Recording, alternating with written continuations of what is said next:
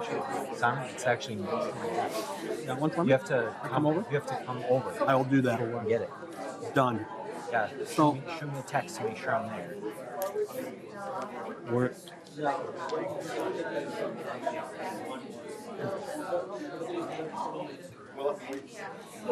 I did say forward, so that's why I thought my name was maybe.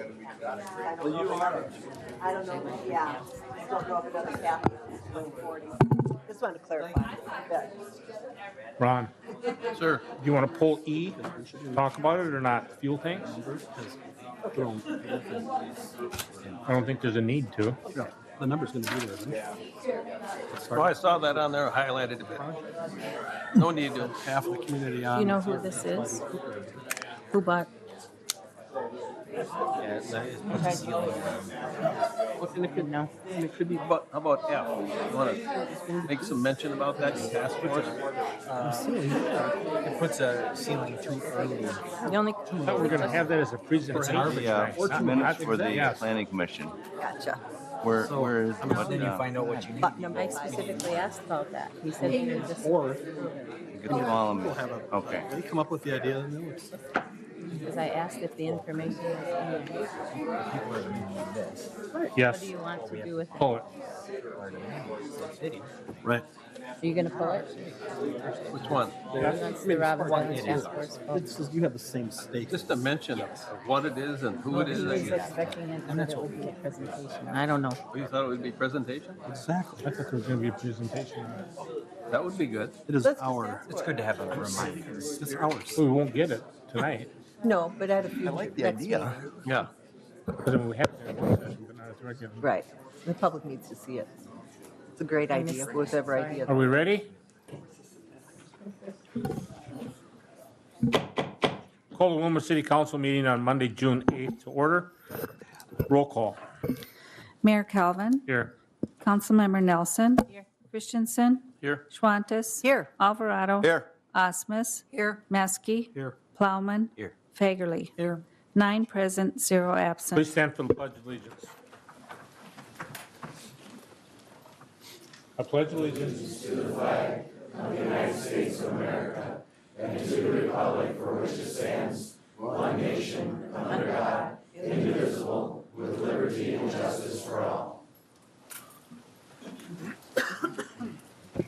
Does the council have any proposed additions or deletions to the agenda?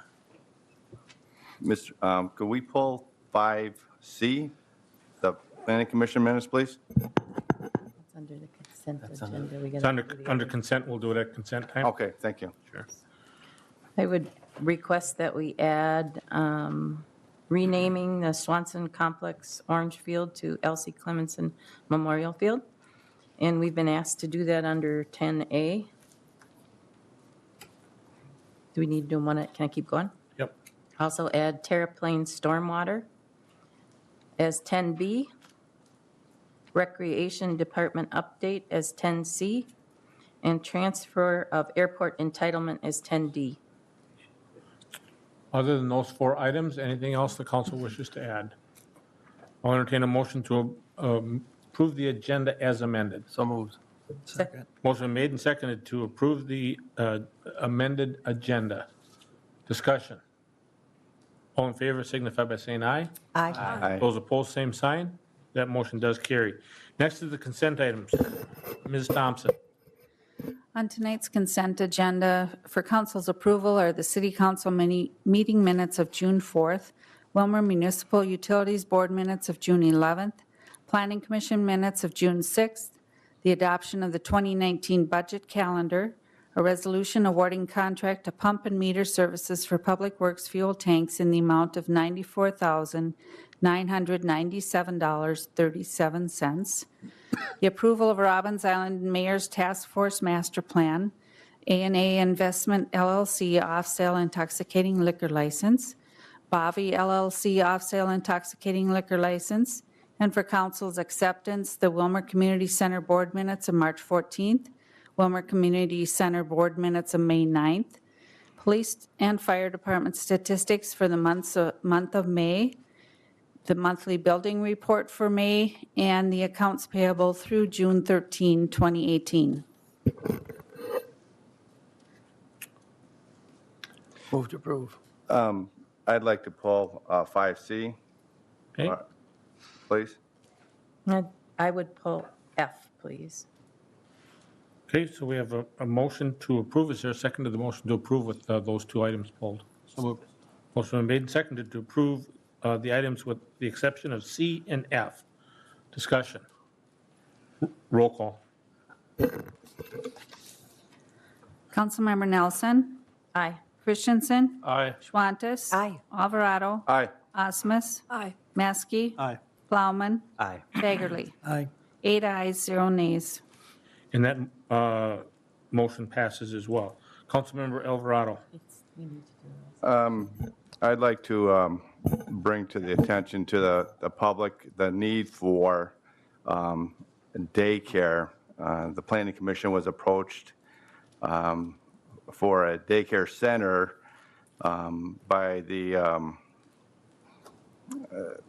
help me out, Bruce, the African Development Center. African Development Center, and where they wanted to go, it wasn't an appropriate site. Is that correct? That's correct. The property they were looking at was in the industrial park. Yeah.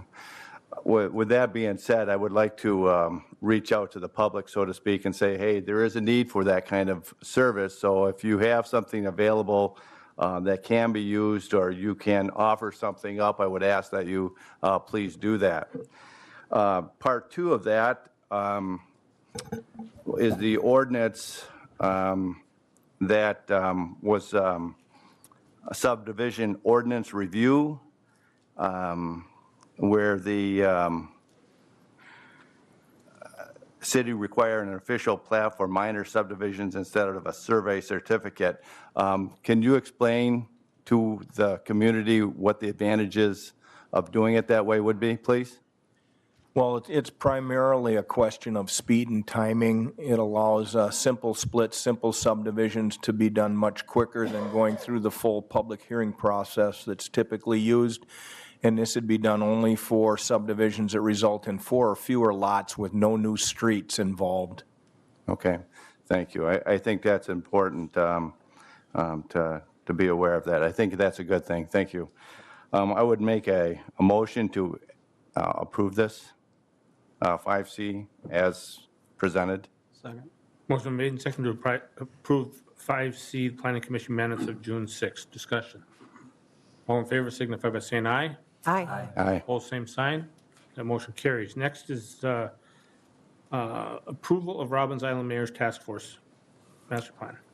I'm requesting that we table this item at the mayor's request.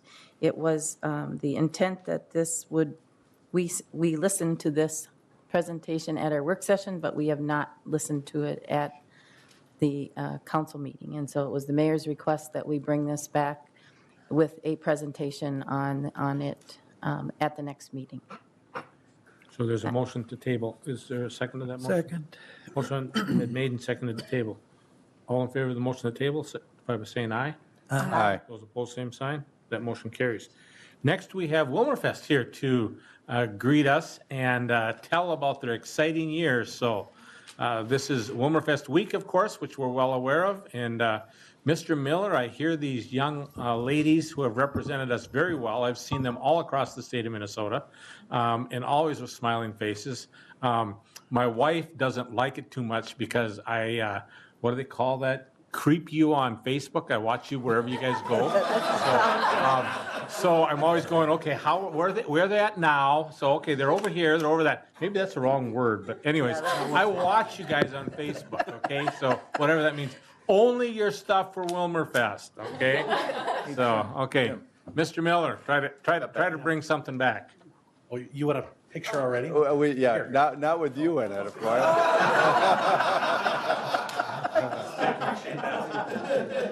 Thank you. Well, Mayor Calvin, members of the council, I think we should have that last bit about you creeping Strucken from the record if we can. But it is an honor and privilege to kick I'm off. not even sure what that means. To kick off Willmar Fest week. Officially, it kicks off Wednesday morning as we do our flag raising at Selbrecht Park. But actually, the festivities started earlier today when our candidates were out and about on the radio, They were out volunteering in the community, both with the United Way Grow-Mobile and at the food shelf, getting an opportunity to get prepared for their moment under the lights for coronation coming up on Saturday. So they were actually practicing as well, but just finding some time to bond and spend time together. But we do have a full list of festivities, and I'll run through some of that.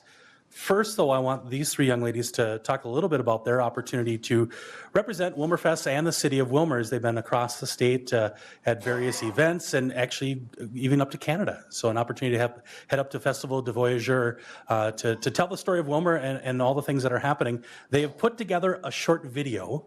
And when I say short, it's 4 minutes. They wanted to do 7, and I said, no, you have 4 minutes. But I have a 7-minute video. 4 minutes. So if you guys will bear with them, I will get this started and they'll tell you a little story. Come on. Good evening. My name is Mary Carlson. I'm the 2018 Willmarfest Aqua Princess.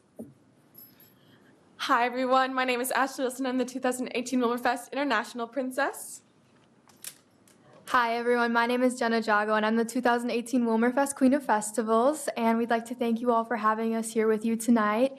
And like James said, we're here to talk about our year a little bit, so I think I'll let Mary start that off. Well, like Jenna said, we've had a wonderful year. We've had just a pleasure talking about our community, being representatives of our community around the state of Minnesota, and as James mentioned, Canada. It's been truly a pleasure to meet other communities and to form connections and to see the connections that other people hold to Willmar and see what Willmar represents to them while showing them what Willmar represents to us. It's been such a beautiful year as we bring out and share experiences with one another and other cities in the area. I think that one of the biggest highlights and things that I didn't realize about Willmar is that people use us as a point of reference. All the little small towns in the area, people from the Twin Cities, as I go to school there, are like, Willmar, okay, now where is that sometimes?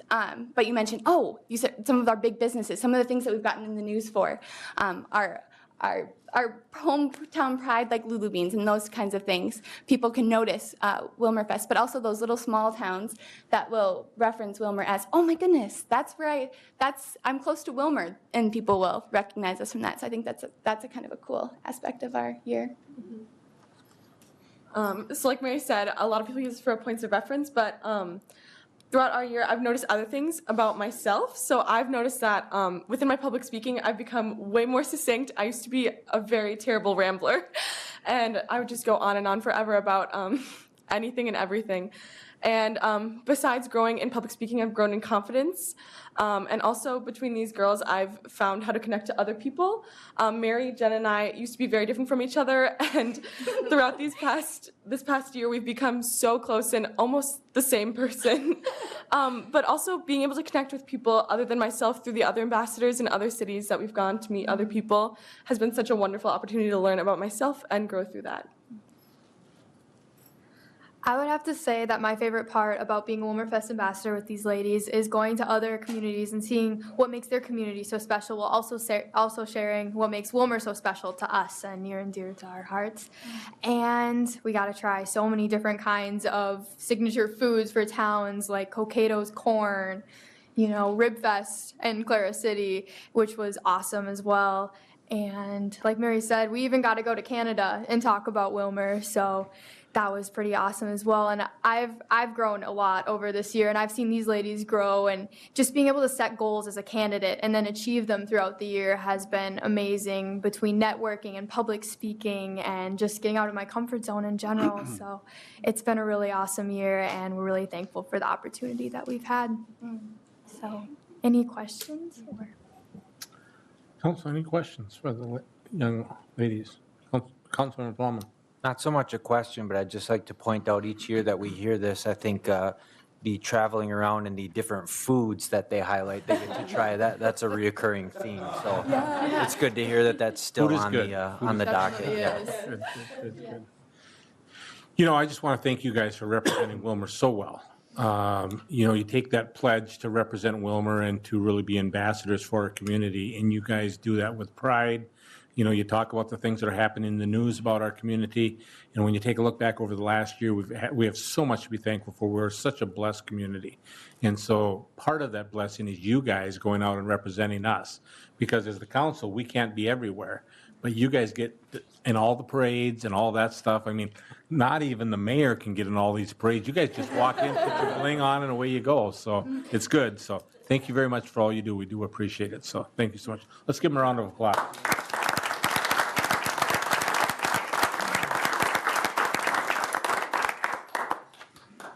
Councilmember Pullman, you mentioned the food, and if you watch the video, that was kind of a common theme. About a third of the pictures were of food. The other thing that jumps out at me in those pictures, though, is all the young people. Those opportunities for people to look up to these young women. They have represented our city very well. We've been very fortunate over the years to have some great ambassadors that have gone out and told the story of Willmar across the state, really across the Midwest region of the United States. It's been pretty exciting to see that. We have a jam-packed week, but before I run down a couple of the highlights, I wanted to just point out, I'd like to make a big thank you out to Gary Manzer and the Willmar Public Works staff. It really is without their help, we probably couldn't do this. They go on above and beyond. So Gary and his crew are pretty amazing. We tend to thank them as much as we can. As you guys know, Gary likes no thanks. He does it because it's what's right to do, and that's what we really appreciate. That's much the same as our board. We are a volunteer board. None of our board members are paid. As a matter of fact, we have a couple of board members here tonight. Nick Thiessen and his wife, Michelle, are joining us tonight. They've been on the board now 2 years. This is your second year, yeah. So again, we're always looking for board members that would like to help tell the story of Willmar, to help be part of the festivities, to show all the good things that are happening. I mentioned things kick off on Wednesday officially with the flag raising. We'd love each of the council members to come out. We might even draft you to help raise the flags up on the flagpoles over at Selvig Park. And then we have Coffee Fest with the candidates, again, this year at the Goodness Coffee Shop. Our seniors will be crowned. I won't let any secrets out, but they're here tonight. You'll figure out who it is, but they'll be crowned at 2 o'clock on Wednesday. Of course, the JC's block party, the JC's put together a lot of fun events and a great event. Looks like weather, knock on wood, looks like it'll be very good on Thursday night to come out again for the downtown block party. Friday, of course, the Willmar Stingers game, one of the fun events. We also will be hosting the Willmarfest Chamber Connection that morning out at the Willmar Conference Center. Again, you're all welcome to attend those pieces and enjoy all the festivities. Saturday is, of course, the biggest day. The Willmar Fire Department pancake feed starts off your day. You have the Foot Lake 4. As always, don't eat pancakes before you run. Not always a good idea. You have the Grand Day Parade at 10:30. We've got you guys all lined up in the parade and ready to go. We're looking forward to that. And of course, the Ambassador's Coronation at 3 o'clock. That's where we'll crown one of our 6 candidates this year to be the new set of ambassadors and go out and do the same thing these 3-year-olds have done, represent the city and eat a lot of food. We pack off the night with a lot of fun things. We did move our kids' carnival to the evening hours of the beach party from 5 to 7 out of Robbins Island, followed by music, the Little Crow Ski Show, and of course the fireworks show with Lakeland Broadcasting and Q102 to finish off the night. So as always, everyone is invited to come out. The ski show, there is no charge for that, or the concert, or the fireworks, unless you'd like something to drink or eat. We will take a free will offering at the ski show during the intermission. We'll also announce the winner of our raffle tickets that night as well. And raffle tickets are for sale from any one of these young ladies here. Our candidates, our board members, you can reach out to them. They're also available at the Willmar CVB office, the Convention and Visitors Bureau. So with that, we are ready to kick things off. Any questions? All right, thank you. Council, any questions? It's a jam-packed week. And Saturday's going to be a huge day. It's got a lot of things happening that day. So yes, it does. And as you know, I try to get to as many of the events as I can. And this year will be no exception, although Thursday I will be out of town. So I will get there late for the block party, but I will be there eventually. So very good. Save me like a cup of coffee and a cookie or We'll something. save you some cheese curds or something. There you go. Something good. Something good. Anything else from the council?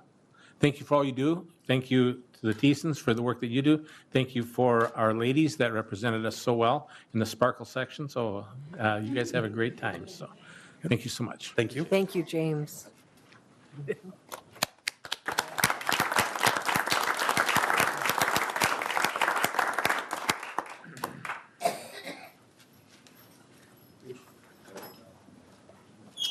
Okay, we're to the open forum. And Judy, are we ready for that? Right. Are you ready with the timer? We have Marvin Packer, and if you just let us know if you live in town or out of town, please. And you have 3 minutes.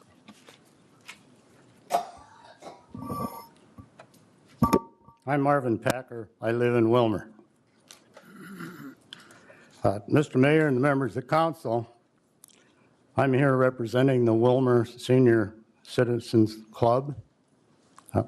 You noticed there are a few with me tonight. I told them all they had to do is pick me up if I fell down. So, and James mentioned that 2 of them are the senior representatives that will be crowned tomorrow. If anybody's interested, it's On Wednesday, right? on Wednesday, pardon me. Sharon and Gary Megas. They will be our representatives this year.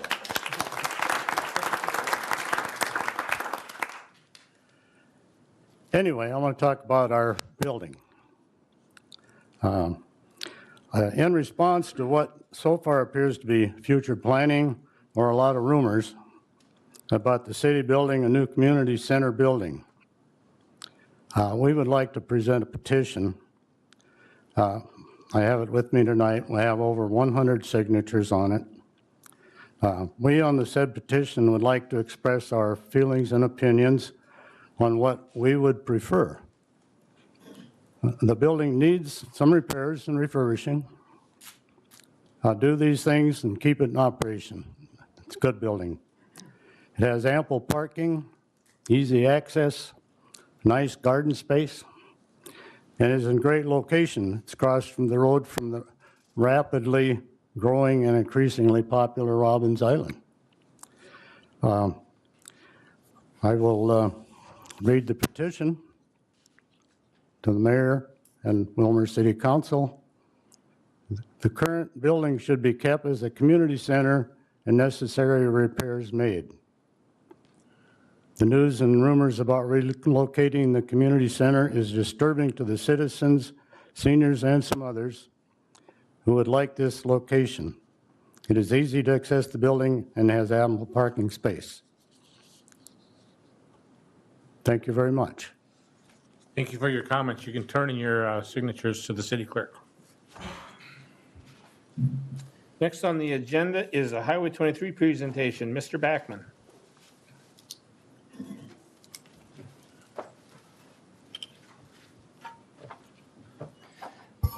Good evening, Mr. Mayor, members of the City Council. City Administrator Ike Holland invited me to speak with you today. Thank you for the opportunity to do so. This past year has been eventful, especially for Highway 23 activities. Among the highlights for the EDC have been reinvigorating the Highway 23 Coalition, as well as other activities such as getting a new angel investment fund off the ground in the region and assisting with the Little Crow Resort. They just held their first event at that event center a couple days ago. Transportation is key for businesses and employees, especially for the city of Willmar. I included some handouts that everybody should have here. There are 3 pages. And Willmar is, in terms of Willmar, you look at the commuters, and we touched on this in an earlier meeting, but now I've included the regional information. So on the first page, what you see is the commuter pattern for the region. There are 4 counties in this particular region. And you can kind of see there's about 13,000 and so people that commute into the region, 23,000 that commute out of the region, particularly in the northeast side of it, and 36,000 that live and work in the region. Now compare that with Willmar, which is the second page, and you can see almost 12,000 people commute in. So a significant portion of the working age population commutes into Willmar, but that's different than the region. You can see that there's almost twice as many people that commute out in the region and almost twice as many commute in, more than that, commute in on the Willmar side. Then if you look at the third page, so not only is transportation key for commuters, and the region, but Willmar is important to the county and to the region. Look at the job information that was put together by Cameron Macht. It shows that Willmar and Candy Ojai County's economy has been very strong in recent years, even outperforming the statewide growth rates for the past 5 years. And let me just quickly run down. This is 2017 data. So this is the most recent data that came out. You look at the city of Willmar vis-a-vis the county. Willmar has about 47% of the population of the county. It has about 52% of the number of firms, that is 706 out of the 1360. It has about 70% of the jobs, over 17,000 out of the 24,000 jobs in the county. Now look at payroll. Similarly, payroll is about 70% of the payroll in the county is in Willmar. Now look at jobs, the change in jobs over the last 5 years. Out of the 1,800 jobs that were added over the last 5 years, 1,650 were in Willmar, or 92% of the jobs added in the county in the past 5 years were right here. How did that compare with the state? We added 10.7% in terms of the jobs. State was 7.9%. And having a continuous 4-lane access to St. Cloud and the Twin Cities can lead to further benefits.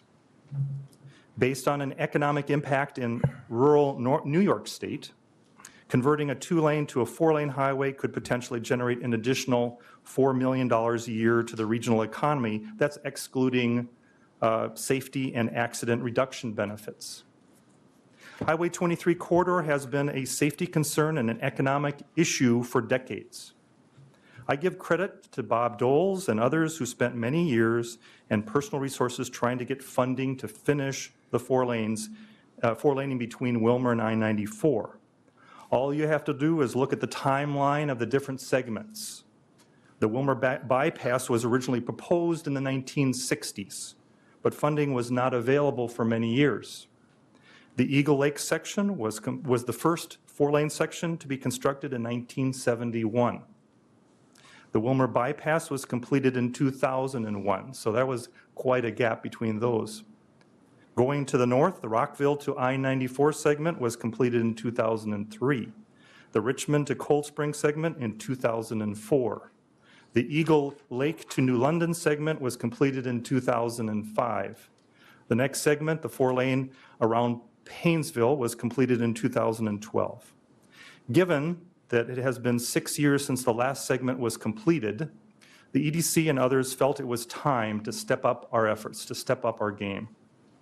So, last May, we began formalizing the Highway 23 Coalition. Since that time, we've elected a board of directors, established a membership dues structure, and undertook a membership drive. Since last summer, we have had 91 members join, including 64 businesses, 18 units of government, and various organizations and individuals. I want to personally thank the Willmar City Council for being one of the first cities to join and to do so at the advocate level. We have active members up and down the corridor representing currently 12 different cities. The coalition submitted applications for both gaps to the Corridors of Commerce program in late January of this year. On May 1st, we were disappointed when the 4 major projects approved were all in the Twin Cities area. And they can say that Albertville and they can say that Elk River is Greater Minnesota, but I don't believe them. But the coalition members did not give up. We continued to fight for funding. We had already been communicating with our elected officials about funding for Highway 23 in the state bonding bill. On January 8th, for instance, I had presented to a dozen state senators that were members of the Senate Capital Investment Committee at Ridgewater College about the importance of funding Highway 23.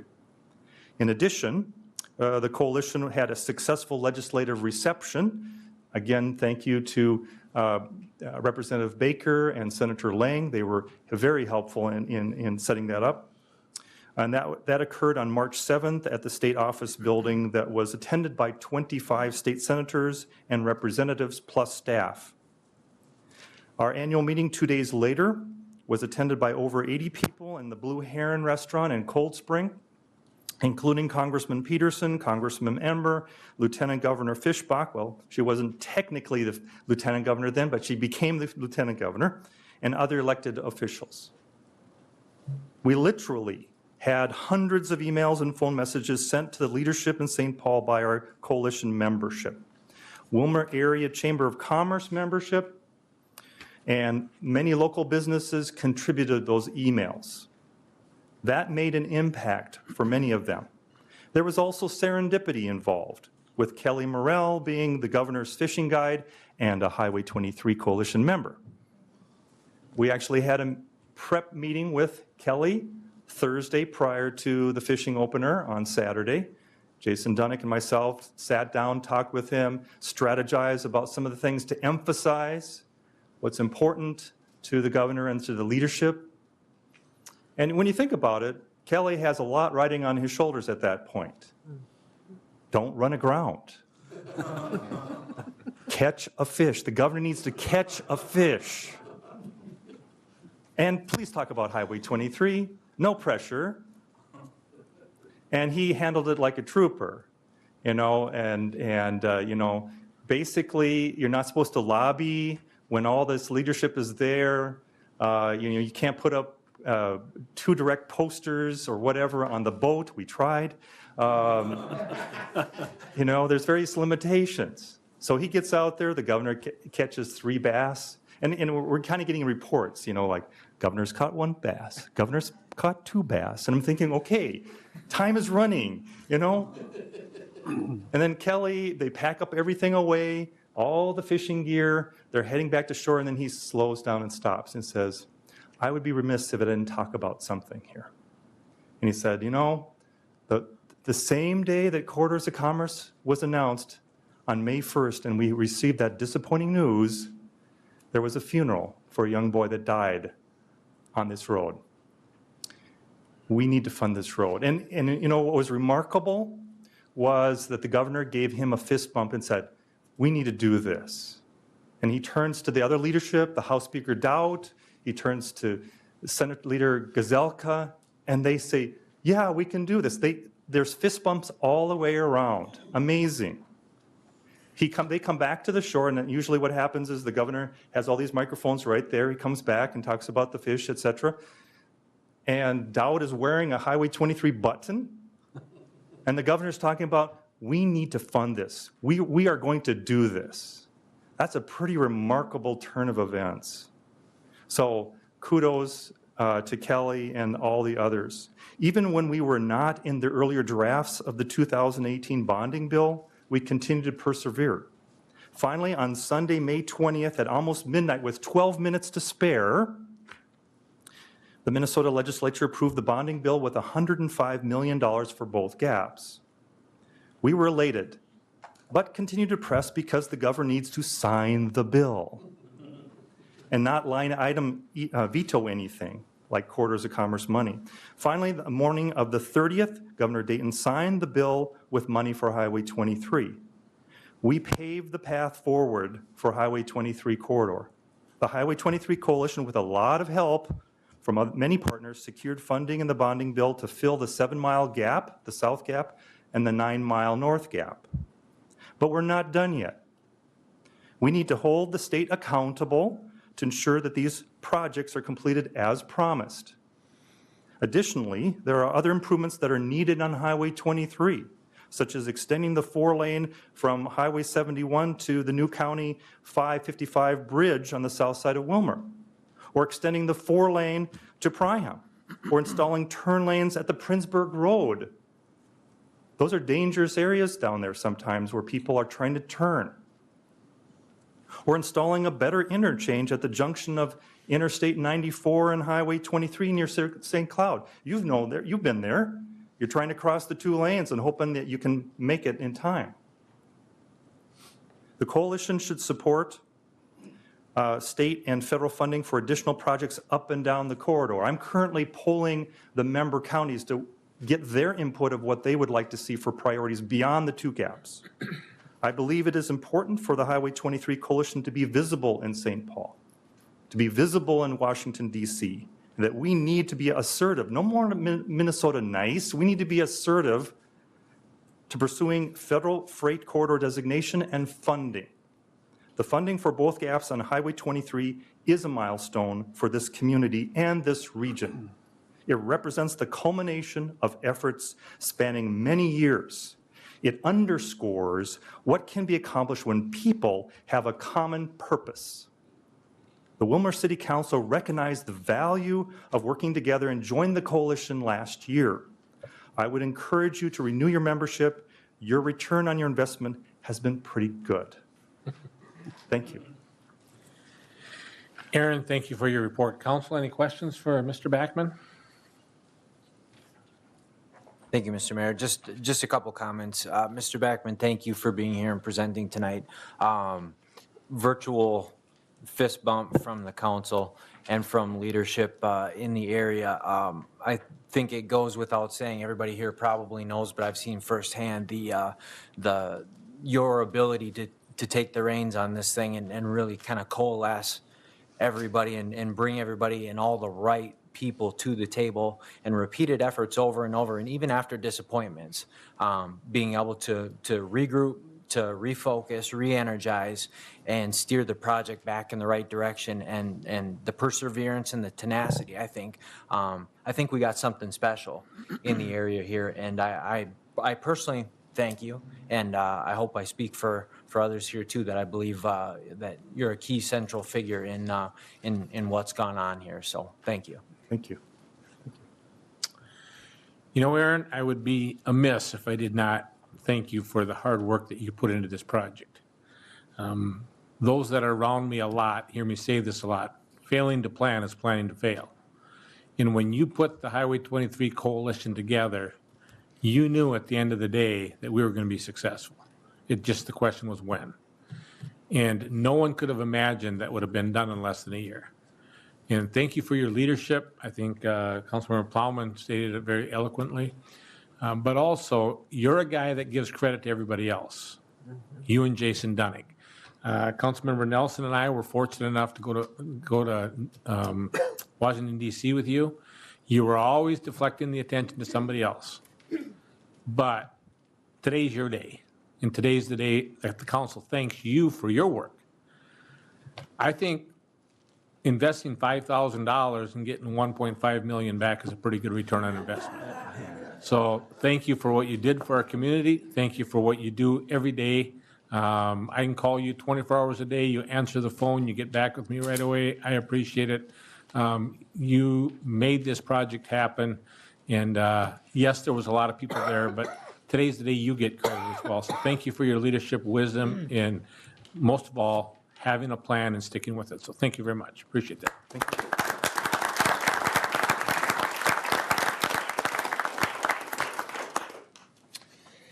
Well, now we have a lot of alphabets here. So we're going to 10A, which is renaming Swanson Complex Orange Field to Elsie Clementson Memorial Field. And I believe I said that wrong, but Darren, you'll correct me, I'm sure. So, Sure. Mr. Strand. Mr. Mayor, members of the council, thanks for having us here tonight. On June 4th and then earlier today, myself and Rand Middleton presented this idea at the work session.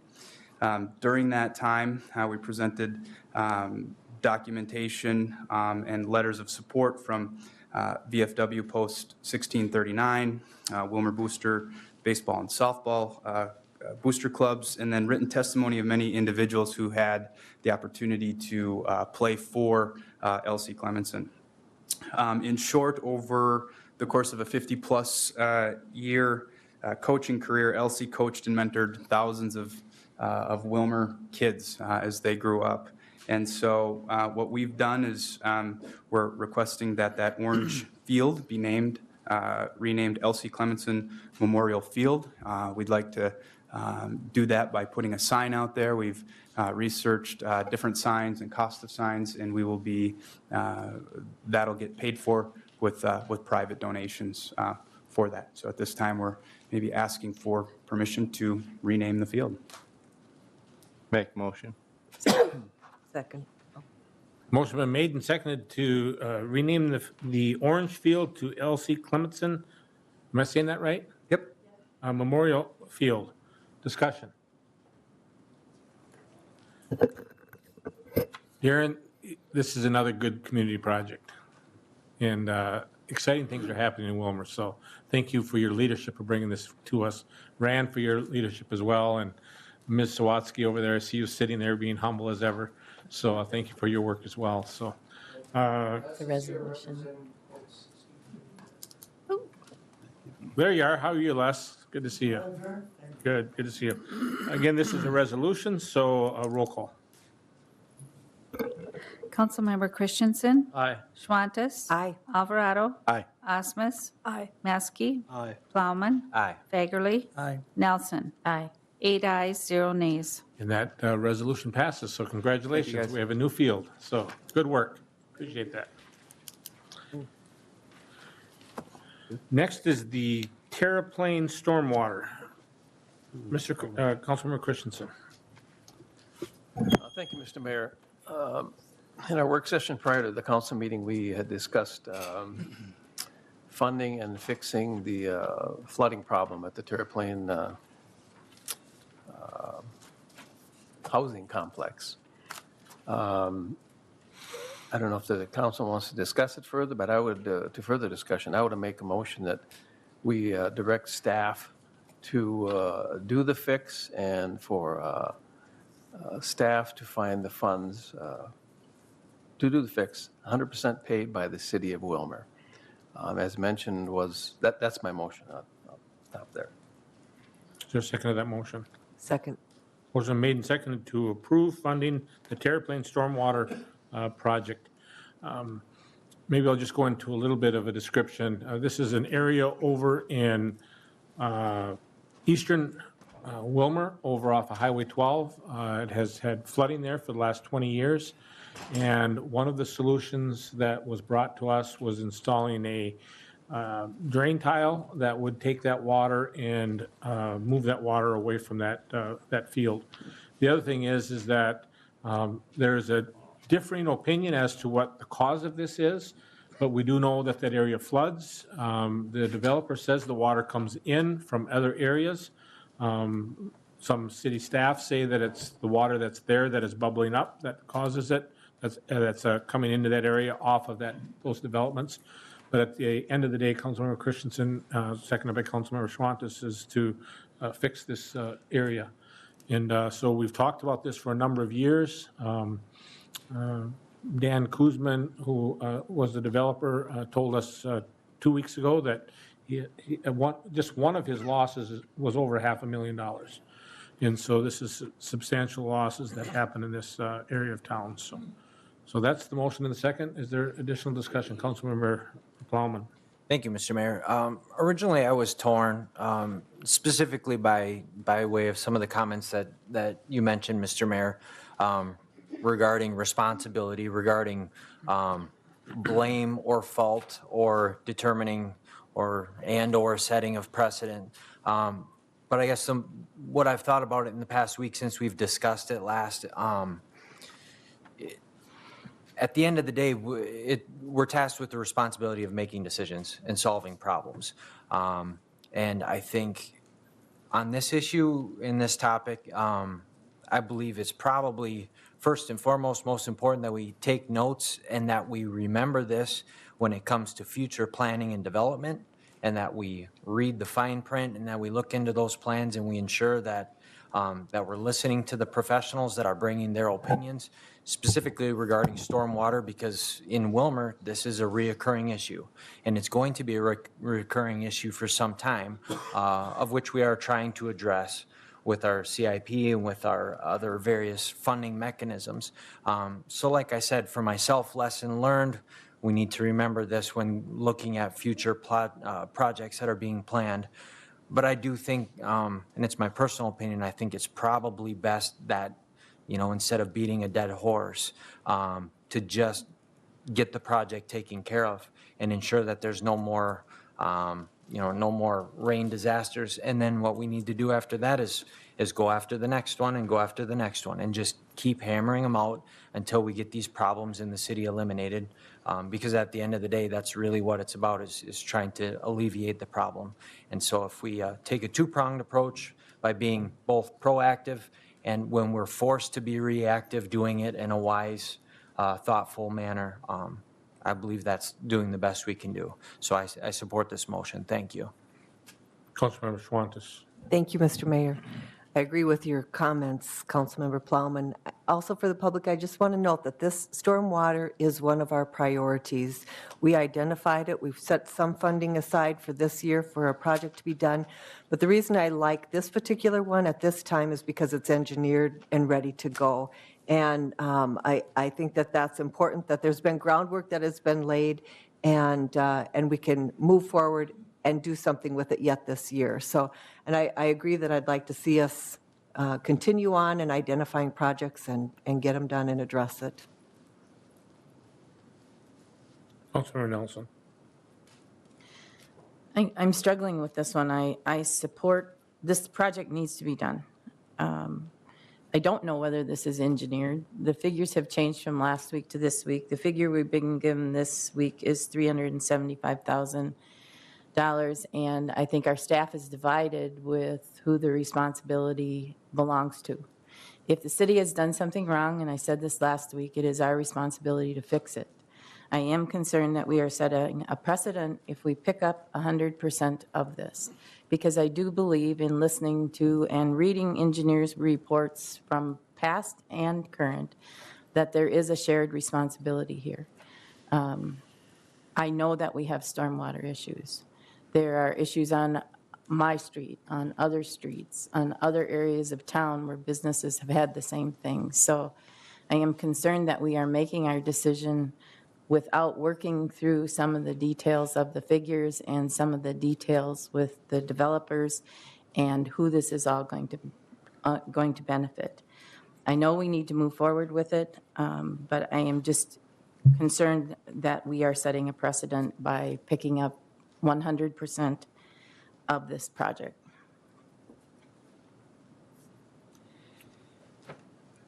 Councilmember Christensen. Thank you, Mr. Mayor.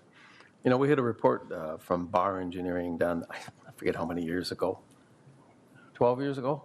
And they suggested some fixes for the flooding in Willmar, but it was over $100 million, if I recall.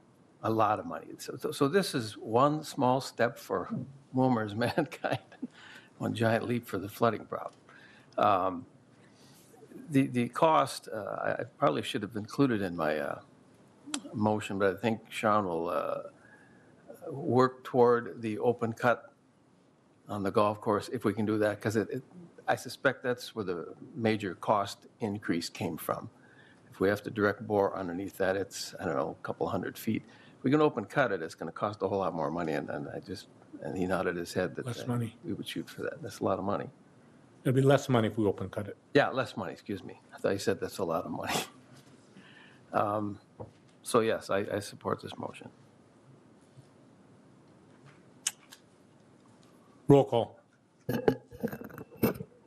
Councilmember Schwantes? Aye. Alvarado? Aye. Osmus? Aye. Maskey? No. Plowman? Aye. Fagerly? Aye. Nelson? No. Christensen? Aye. Have 6 ayes, 2 nays. That resolution passes. Next, we have a Recreation Department update, and I just want to give a little cursor to it. We would like a introduction. There may be some questions, but unless council feels very comfortable, this did not go through work session. I would like it to come back to work session. But if you're comfortable moving it forward, that's fine. I know that's going to mess you up, Sam. I apologize for that. But I think that this is going to set the course of where we go. And this is a big decision tonight. So Unless you object to that, I think that's the avenue I'd like to take. It's a little different than we talked about this afternoon in your office, but we didn't have a chance to talk about it earlier, so Sure. we're out of time. Okay. All right, so our Recreation Committee did meet on June 6th and June 12th to discuss the new Recreation Department, as you know. And so I have a recommendation for moving forward. Starting off with an organizational chart we came up with. This was in your work session packet to review as well. We do recommend a director level position, just with the level of responsibility and the duties that this person will be taking over. And also having our own separate recreation department made more sense than moving it all and couching it under Public Works. And then also this way would be able to move over the Civic Center supervisor so they could report to the new director as well. So you'll see the positions in yellow are new city positions that we would be adding to replace the WCER. And the one green position there is a current clerical position that we have already as a city employee. So we would be adding the DOAC responsibilities into the Civic Center supervisor position. Then the recreation director would be absorbing some of the Civic Center supervisor's position to make room to take over the DOAC responsibilities. We'd also be adding the programmer, a community center manager, and then a project manager under Public Works. It made the most sense to leave them under Public Works because they'd be in charge of the park maintenance and projects, and they would also be directing the operators when they were working on parks projects as well. Our proposed timeline, the most immediate or urgent need right now is for a community center manager and a project manager. So hopefully in phase one, we would like to post, recruit, and hire those two positions as soon as possible. And then the community center manager would be able to report to the director of public works in the interim until we have a recreation director hired. The second phase in July, we need to finalize and then post, recruit, and hire a recreation director. Ideally, so they could start in August, and then we could transition the Civic Center supervisor and community center manager to report to them. And then the last phase would be consulting with the new recreation director to develop a programmer position and then post and advertise and fill that hopefully by September. So the two manager positions, I have the full descriptions were in your work session packets as well if you want the full description. The community center, obviously managing all programming at the WCC and managing the facility, the events, rental space, and drop-in activities. We also added in a significant chunk of marketing, promoting, and advertising for the community center itself and its programs, as well as the rest of additional city programming. And the second piece we added was recreation programming as needed. And then for the project manager, they would be administration of all park maintenance and activities. They'll supervise the park maintenance staff while working on park projects, monitor and direct all the new projects, inspecting their public works parks for compliance. And they would also serve as the lead if the superintendent and the foreman are ever absent. And they're both fall in at the same pay range. So there is one position that we would need to correct in order to post for the project manager position, and that is the public works foreman pay scale. Currently, the foreman and the mechanics are on the same pay scale and making the same wage. And this parks manager position has more responsibility and more supervisory jobs than the mechanics do, so they would need to be at a higher pay scale than the mechanics. However, the problem has been we haven't been able to increase the foreman position to where it should be due to salary compression issues with the superintendent. So to hire this project manager at a pay range 7, the foreman would need to be increased at the same time so that the project manager isn't being paid more than the current foreman. So we believe the foreman should be increased to pay range 8. So the hierarchy is superintendent, foreman, project manager, then the mechanics and the operators. And so it makes sense internally within the Public Works Department. It makes sense with the other city positions as range 8 is where our wastewater foreman is at. And then also compared with other cities, we are significantly below what other cities are paying their Public Works foreman. So that is everything I had in the slides, and then you have the job descriptions in your packets. So then what questions do you have? I just have one question on the Civic Center position in mean- DOAC. Oh, okay, yeah. So those two positions, will that then be a manager position as well, or is that currently a manager position? It's currently a supervisor position, and we have discussed moving it to a manager position, but that would be something we get more in detail to and address in the second phase, once we get to that point. That is something we discussed. Okay, thank you.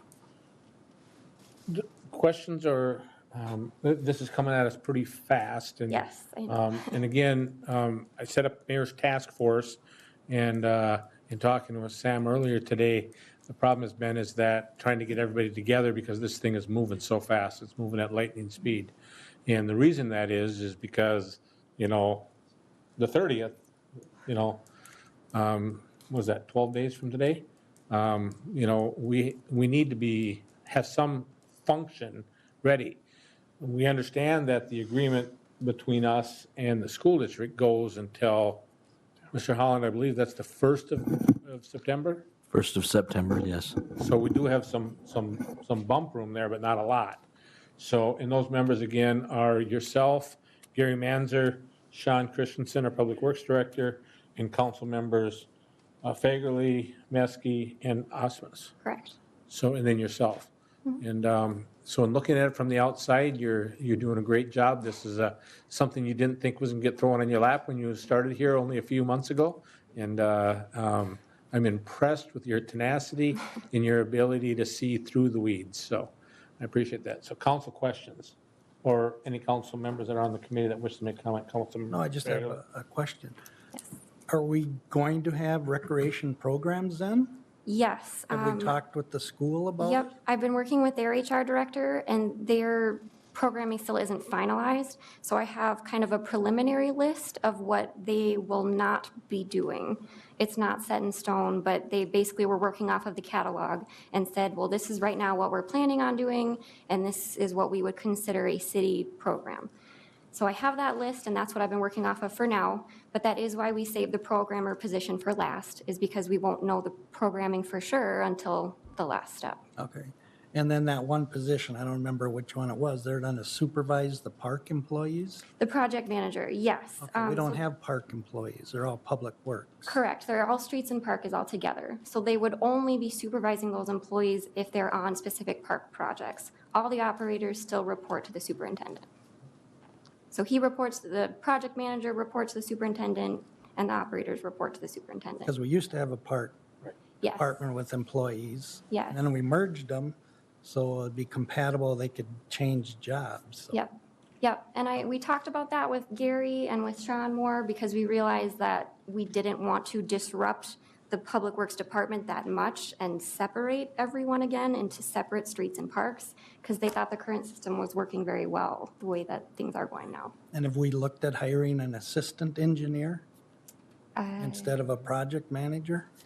We didn't, We have an assistant city engineer in the budget, right? oh, We have that. yeah.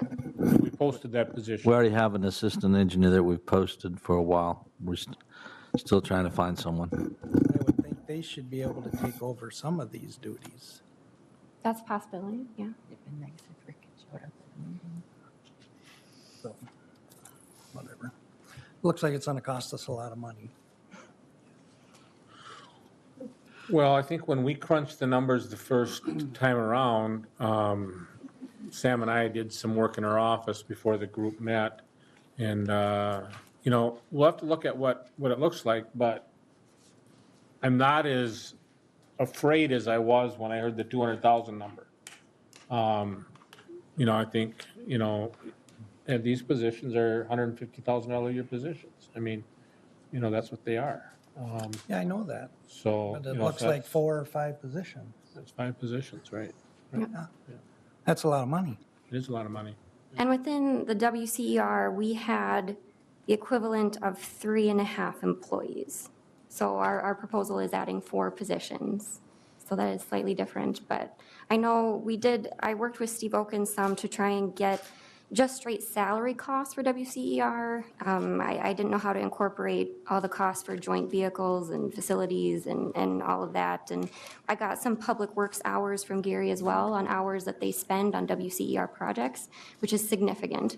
But just the salary information by itself, in the salaries and retirement and benefits that are cost for WCER, we came up with almost $250,000 is what we're already paying. The cost, it was $247,000 with just straight salary, benefits, pension.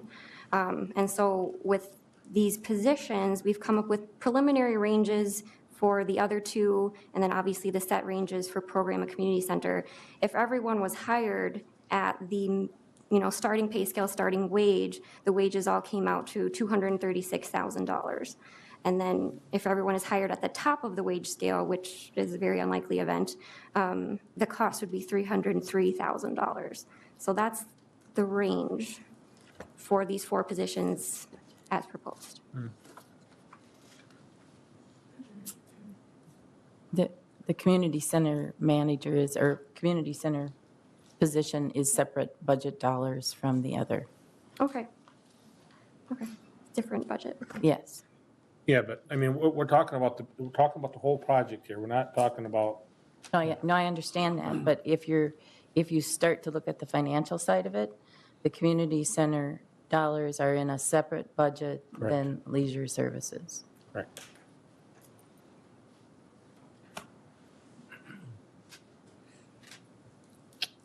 I think we need to mill this over and just kind of see where we want to go.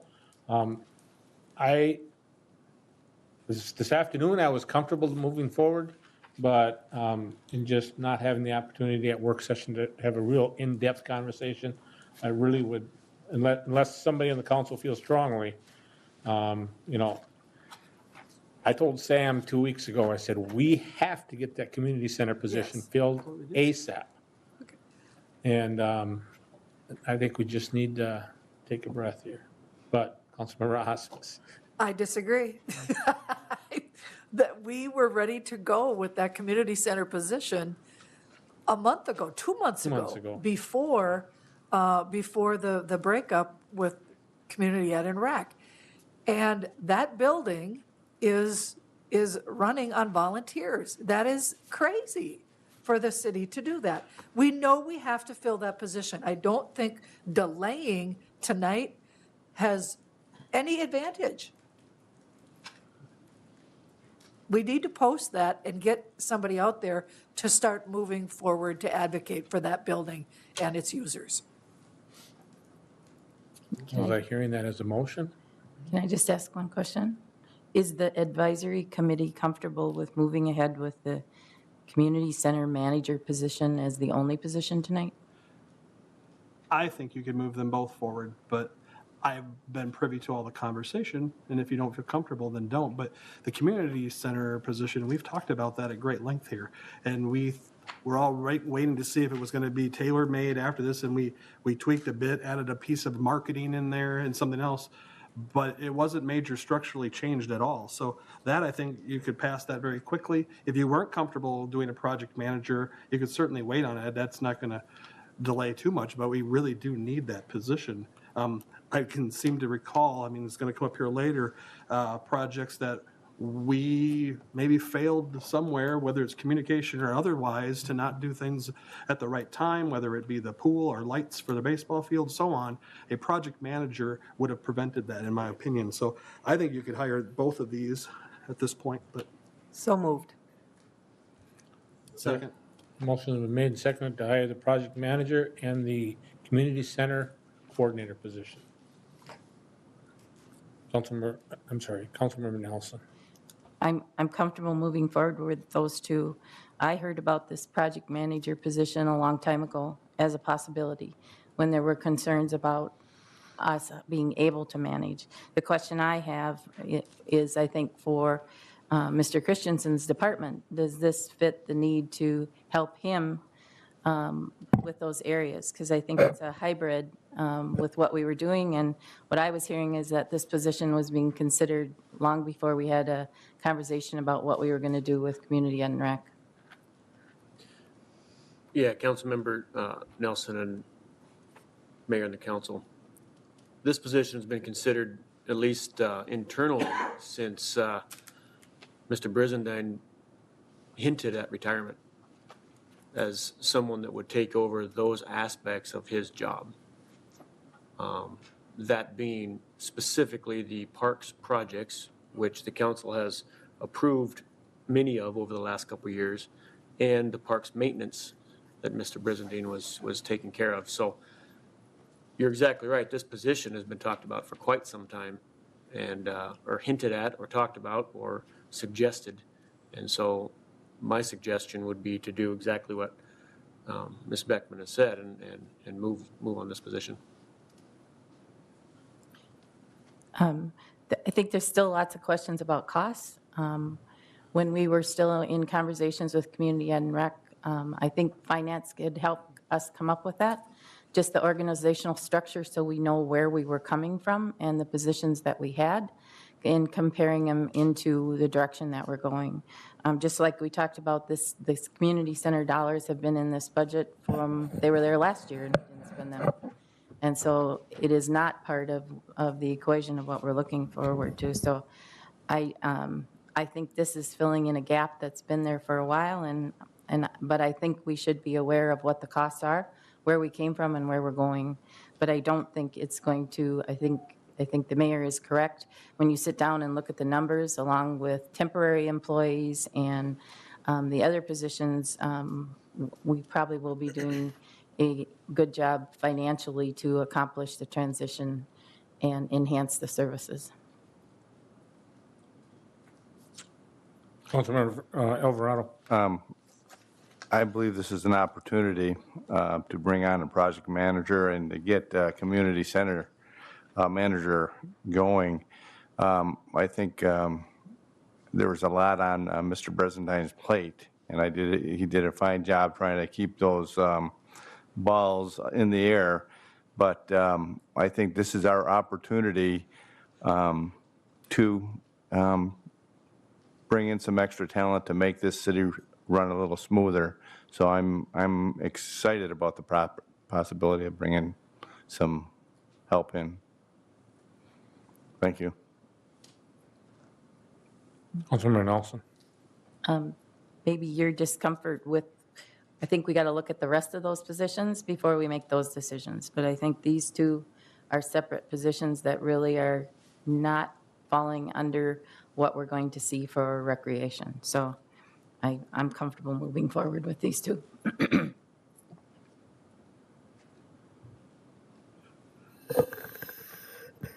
I'm going to do a roll call on this. Roll call. Councilmember Alvarado. Aye. Osmus. Aye. Maskey. Aye. Plowman. Aye. Fagerly. No. Nelson. Aye. Christensen. Aye. Schwantes. Aye. 7 ayes, 1 nay.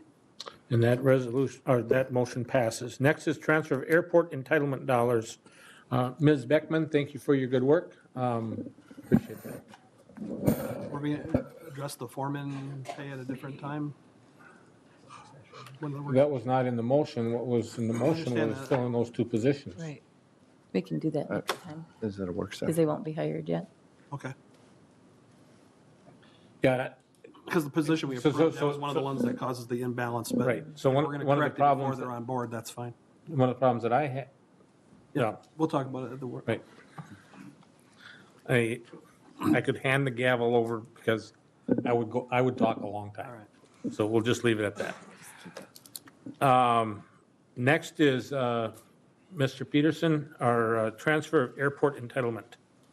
Mayor Kelvin, members of the council, as we discussed at the work session, the city of Paynesville has requested that they be allowed to borrow $150,000 of City of Willmar airport entitlement dollars for the 2018 construction season. Because the city has no capital projects planned for 2018 at the airport, our $150,000 annual entitlement would just be sitting in an account with the FAA and MnDOT, earning no interest. The agreement, the payment agreement, is for Paynesville to repay the city in 2019 the full amount of $150,000. It is the recommendation of staff that the council adopt the resolution that would approve the entitlement transfer request and the agreement for the transfer of entitlement dollars, including the repayment agreement, and to authorize the necessary signatures. So moved. Second. Motion made and seconded to approve transfer of $150,000 from Willmar's Airport Fund to Painesville's Airport Fund that will be repaid in 2019 and have the appropriate signatures attached. Discussion. Roll call. Councilmember Osmus? Aye. Maskey? Aye. Plowman? Aye. Fagerly? Aye. Nelson? Aye. Christensen? Aye. Schwantes? Aye. Alvarado? Aye. 8 ayes, 0 nays. That resolution passes as well. Next is consideration of City Hall site selection and Town Hall meeting date. Mr. Holland, are you going to introduce this or go straight to Mr. Engen? Mr. Engen can go ahead. Mr. Engen? Mr. Mayor and Council, we are here again to go over what we presented at the last work session. The plan is that we would have a public meeting set up, I believe, next Tuesday, a week from tomorrow, and then receive input. It'd be receiving input on 4 suggested sites. We've reduced the number of sites from 8 down to 4, and we would want input from the public. I think the reducing the number of sites is desirable. Public meetings tend to be more beneficial when there's something more specific that they can take response to. And we would be open if anybody suggested different sites. And the plan would be that there would be a board for each of the sites, and they could put a poster or put a stamp on it, maybe the first and second choice. And with that information and comments, we'd come back to the city council for another discussion. The goal would be that they're looking for tonight would be, 1 is authorize having a public meeting for the site selection option, and 2, a process to come back for the council. The council will have to make a decision on it. We can walk through. If they want to. We have a PowerPoint if you could run it through, but it'd be similar to what we did last time. I think if we can just do just the PowerPoint, what ended up happening is we did not capture the report because of technical difficulties. Okay. And so if we could do it in a very timely fashion. Very proud.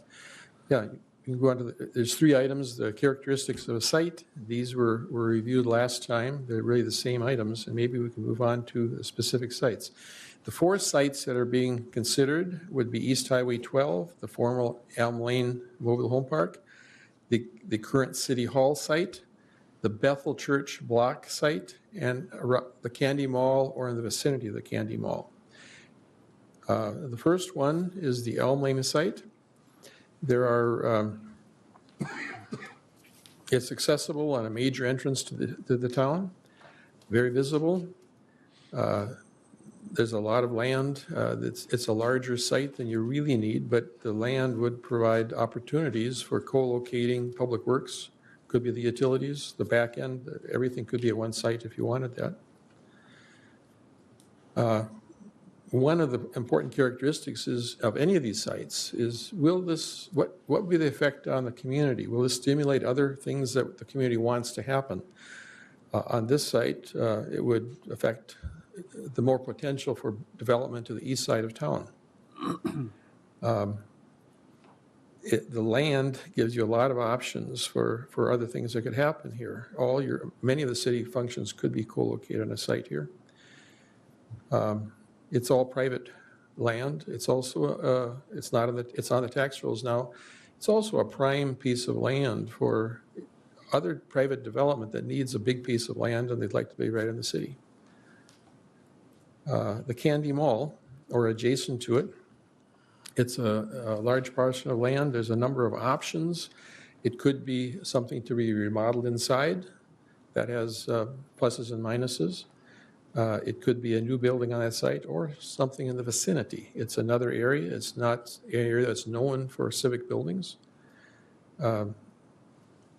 It would be a catalyst for the big box retailing industry for our community. That's a change. They're going through probably the biggest change in the last recent decades, and I don't think anybody knows exactly where that's going. There will be changes happening in that area. There's a lot of land there. There's a lot of square footage. There's some potential there. It is all profit or taxable property right now. And all these, there could be other ideas and other uses that come into that property too. Block 50, the Bethel Church block. This has been discussed and suggested for civic uses for many, many years, ever since I came to town. It's a central area, visible from Trot Avenue, Arterial Street. It is in the middle of a parking lot. If this was chosen, it might stimulate a conversation with Rice Hospital on a parking lot, which has been discussed for a series of years in partnership with Rice Hospital. Well, a parking ramp. Or parking ramp.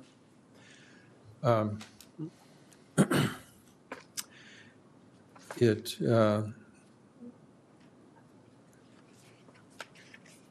is city-owned. The city does control this piece of land. It's right across from the library. There has been discussion of, in some ways, you're having two major city functions adjacent to each other. And the existing City Hall site. This is in the block that has been City Hall for since the 1800s.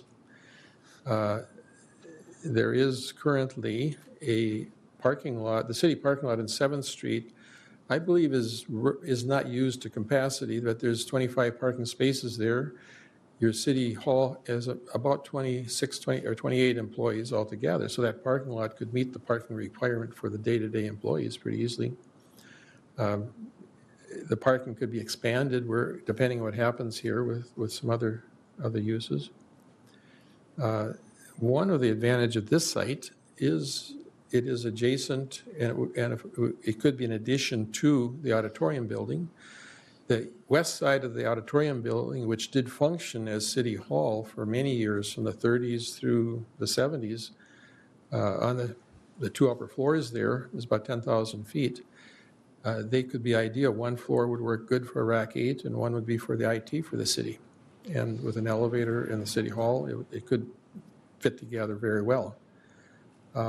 And this could also be a stimulus for more active use in the city auditorium.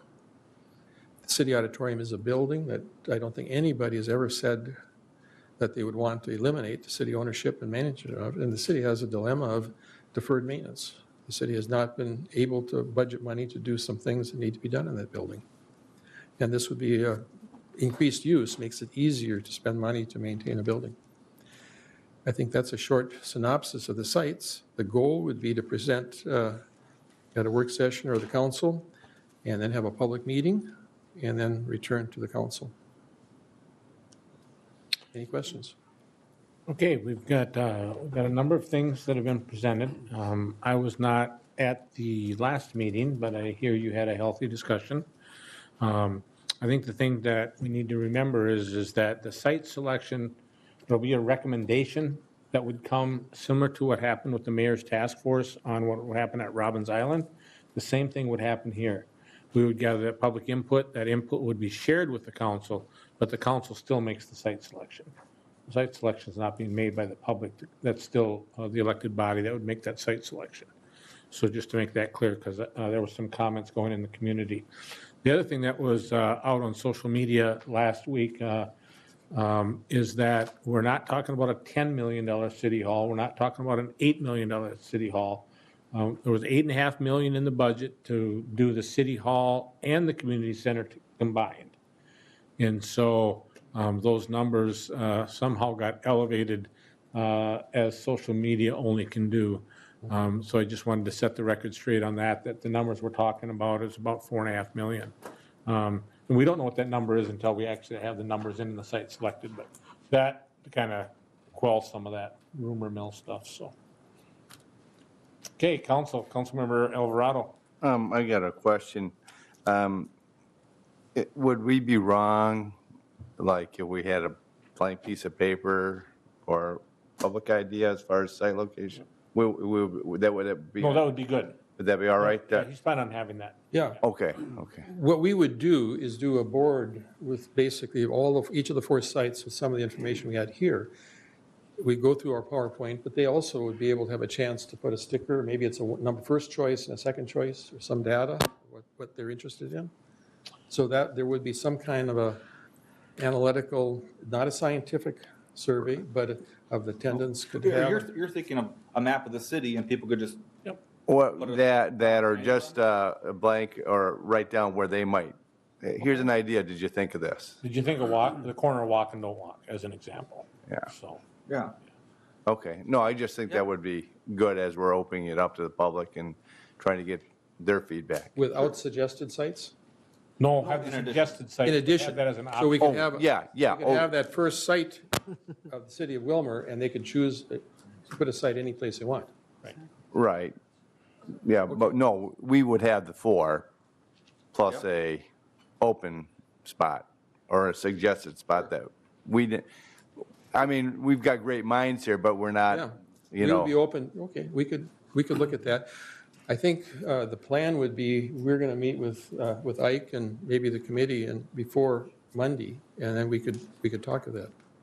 I'd be open to that. Thank you. Councilmember Metzke. Well, since we talked last, and I'm glad we've narrowed the number of sites, but when you start talking about sites, I started thinking, is there a way where I want to view these sites as examples? So it's like a representative. I know that's not what you want to hear, but if you have like the mall, if we have a lot of people that think that that's great, then we could be in an existing commercial property, and maybe there's more than just the mall. To me, I'm looking at this as it's an indicator. If they say existing spot, well, maybe that existing spot is to remodel the existing city hall, or maybe it is to renovate the auditorium. Those are both examples of existing properties owned by the city that we can invest in. So I guess I'm not looking them as definitive sites necessarily, but as a representative site is kind of how I'm looking at it. Because if you open it up to where it could be on a city map and people are going to put pins wherever they want, that's not going to be very helpful, I guess, in my opinion. What would be helpful to me is you pick 2 spots that are downtown, you pick 2 that are not.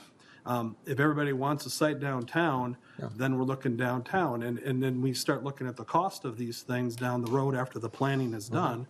And maybe it's cost prohibitive and you move into renovation of a city auditorium. I like the fact that you've got some barren, open spots. And if people want to do like the Elm Lane site you have, that means there's a willingness to move out of downtown and to build a brand new facility. I don't know. We'll see what they have to say. Or they're saying, let's renovate something else we have downtown. I'm looking at them as representatives and not necessarily the definitive spots. I believe each of these sites, there's multiple approaches that could be taken. Every one of them, Elm Lane site, you need a couple acres, and there's 13, 14 acres there. There's room for a lot more than a city hall. The Candy Mall, we are saying it could be you could look at remodeling space that's possibly available in one manner or the other, or something there.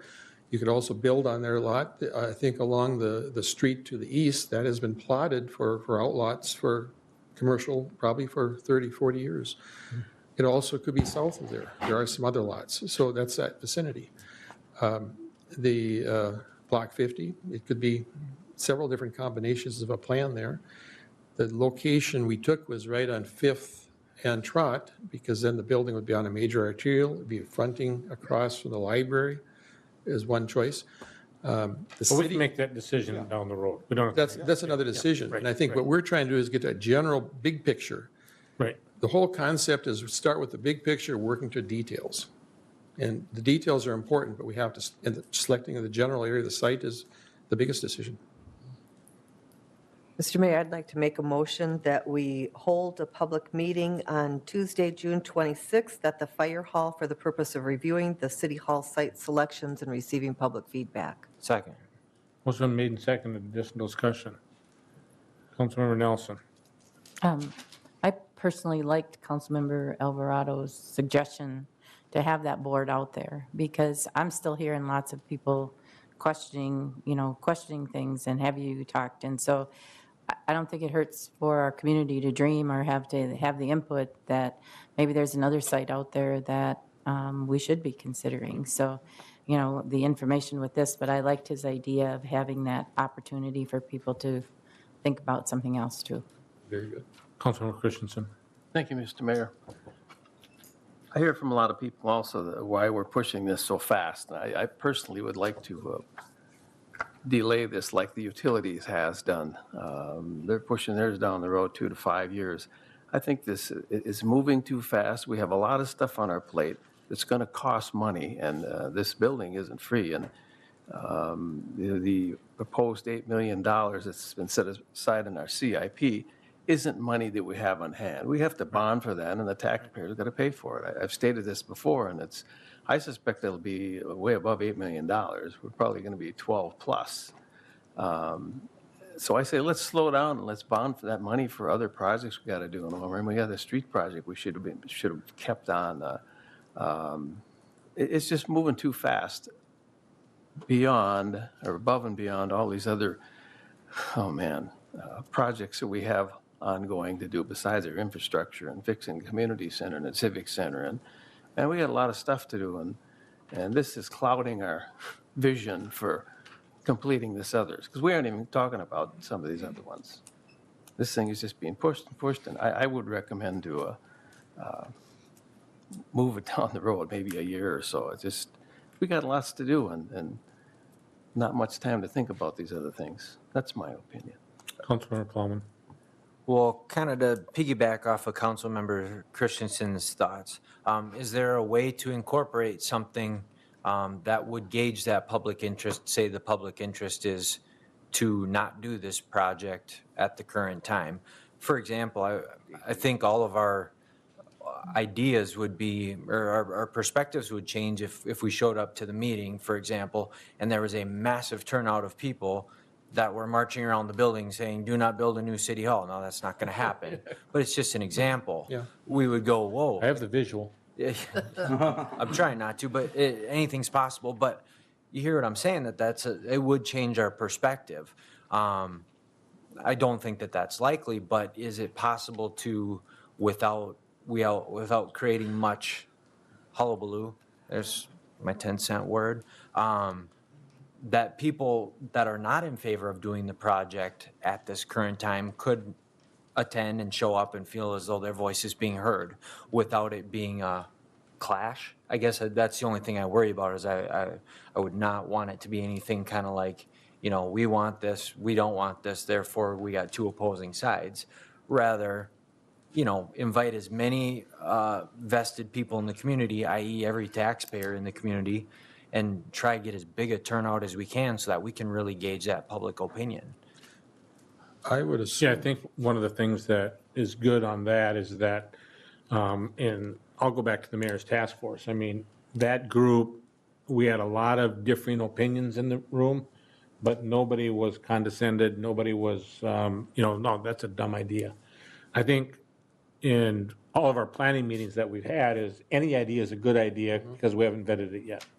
And so I think if somebody came to the table and said, as Councilman Christensen said, you're moving too fast, we would listen to that, same as we do at this table. We listen to it. The thing of it is that this was our priority. I mean, at the retreat, this was our priority. And so have I been pushing it? Yes, I have.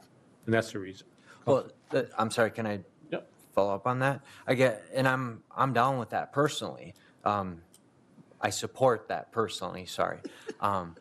But I guess I wouldn't. At least you didn't use the word I did. Points.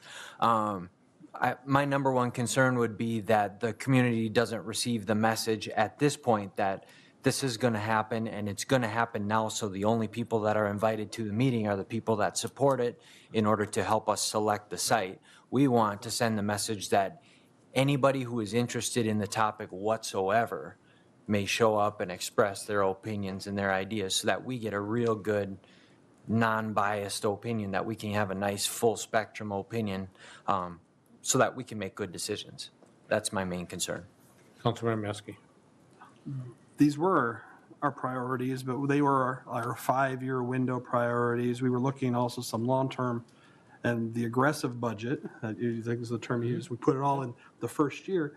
That was very aggressive, but I think that's where probably some of the pushback is, maybe one of the positions is, we have this in the current year budget as a possible bonding item, and so people still think, well, we're going to be building this year.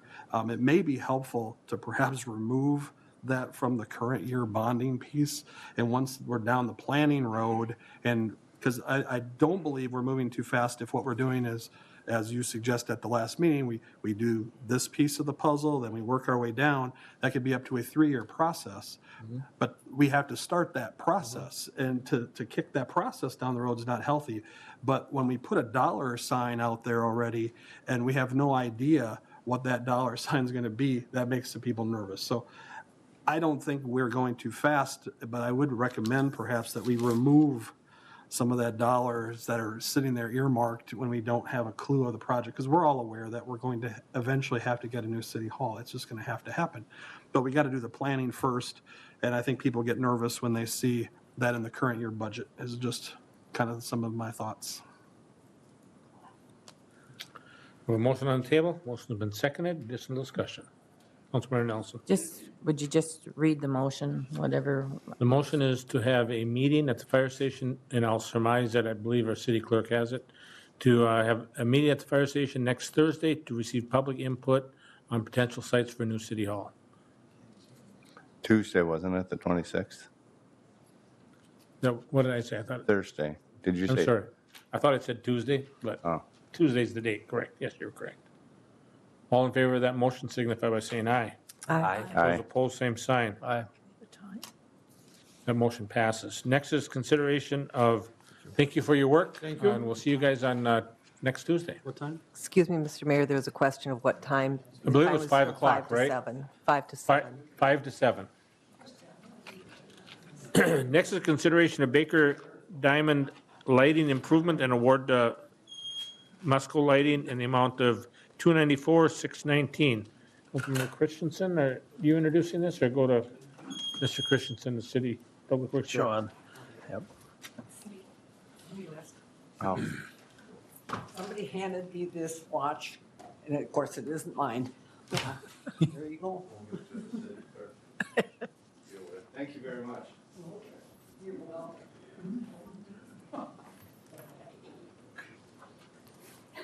Mayor, members of the council, in front of you, as discussed at least one previous work session, is on the second page actually, is the funding option discussed at the last work session to fund the Baker Diamond Lighting Project with using Musco Lighting, and so the recommendation would be to award the bid for the ball field lighting to Musco in the amount of $294,615 and authorize signatures for the agreement.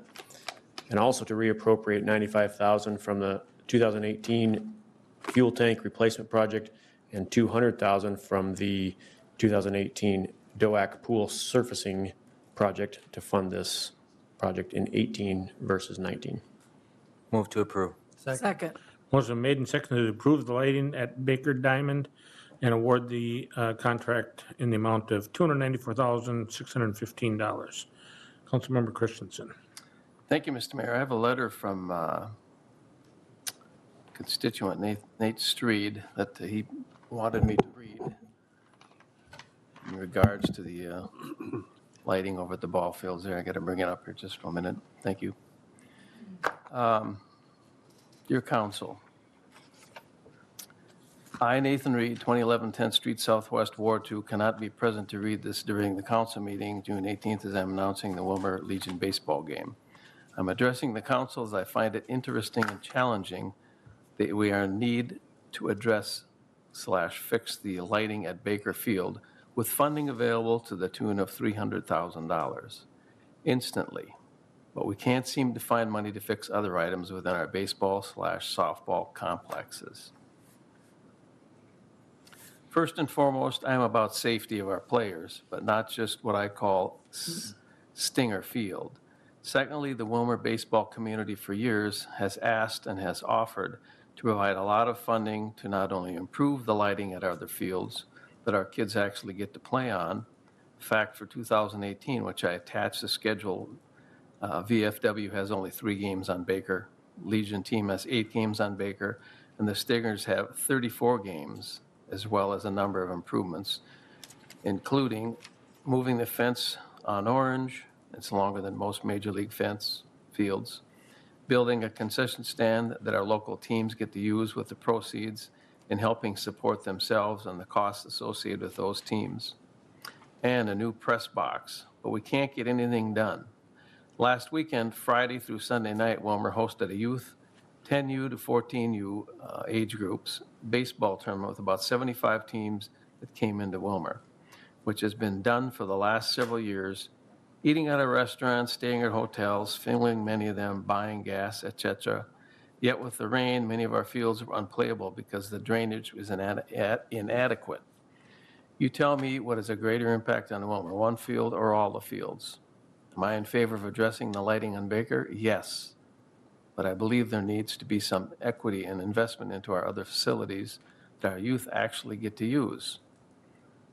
Emphasis on youth. Most of our youth's parents, Legion and VFW parents, are property tax paying citizens of our community, and yet their dollars seem to quickly go to improve Stinger Field for a for-profit company. Just think about it. We all would appreciate a $300,000 investment into our business without a cost. Thanks for listening. Nathan Street. Additional comments?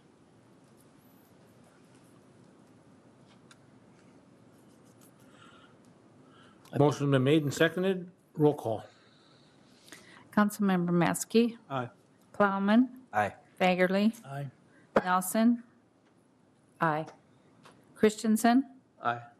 Schwantes. Aye. Alvarado. Aye. Osmus. Aye. 8 ayes, 0 nays. That motion, resolution passes. Next is consideration of award to Dunick, Inc. for path overlay as bid budget. Mr. Christensen. Mayor, members of the council, in front of you is project number 1804. It's a path overlay for North Business 71, along North Business 71 from Robbins Island to what was Candy Power Co-op on 13th Avenue Northeast. Path was originally constructed in 2002 and crack sealed in 2011. There is edge deterioration along several sections of this path.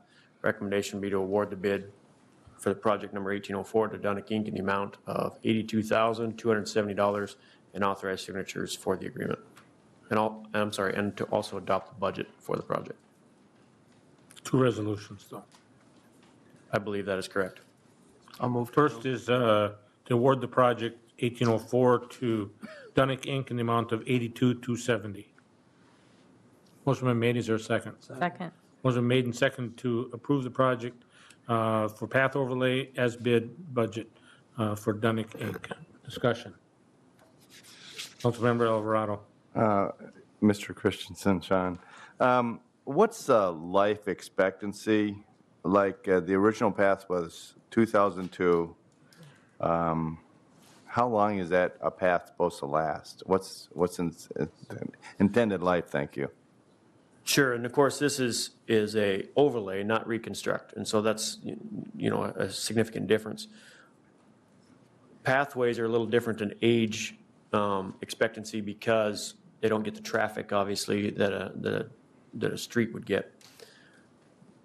But as a comparison, you can you can crack seal, you can seal coat every 7 to 10 years, and then you can overlay every time you do a seal coat twice. Okay, so we're in that range of this 16-year-old path to not have any overlay on it and have one maintenance process done to it. And so I think it's lasted very well. The difference with pavement, bituminous versus concrete, is bituminous is what they call a flexible pavement. Mm-hmm. And so by getting movement on that pavement, it actually helps keep it together if you don't get to shoving in the same spot all the time. So to get a path to sit there and have just foot traffic on it for 16 years, I think is doing pretty well. And so I would anticipate getting a similar time frame out of it the next time.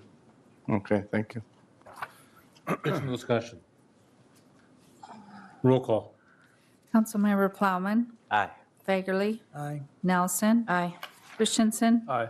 Schwantes, Aye. Alvarado, Aye. Osmus, Aye. Maskey. Aye. 8 ayes, 0 nays. That resolution passes. Next is a resolution to adopt an as-bid budget for Project 1804 in the amount of $82,270 and affix the signatures. So moved. Second. Motion made and seconded. Discussion. Roll call. Councilmember Fagerly, Aye. Nelson, Aye. Christensen, Aye. Schwantes, Aye. Alvarado, Aye.